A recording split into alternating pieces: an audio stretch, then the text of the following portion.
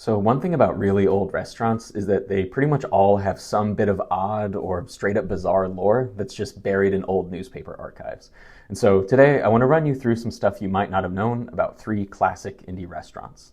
First up, we all know St. Elmo for its steaks and face disintegrating shrimp cocktail, but what you probably didn't know is that it began as a buffet inside what was then known as Star's Tavern.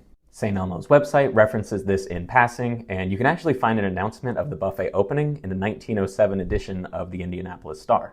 Now, you might have seen this photo before. This is former President Dwight D. Eisenhower standing in front of a 150-pound birthday cake supposedly baked by Indy's own Taylor's Bakery.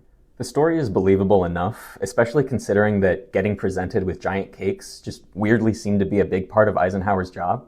Like, that is hardly the only image out there of Ike standing with an absolute monster of a cake. But my favorite part of this story appeared in a 1954 edition of the Indianapolis News, in which the reporter stated that the 4-H members tasked with presenting the cake to Eisenhower, for some reason, didn't realize that he'd actually want to cut it. And so, to cut a birthday cake for the literal president of the United States, they used a metal fingernail file. And finally, we've got Hollyhock Hill, the nearly century-old fried chicken institution on the north side. One of my all-time favorite niche indie restaurant facts has to do with Hollyhock's original owner, Vincent D. Vincent, which, first of all, perfect name, no notes, but old Vincent was known for collecting various antiques and oddities, which included his prized possession, a life-size wooden Native American statue, presumably the sort of thing that would have been outside an old cigar shop.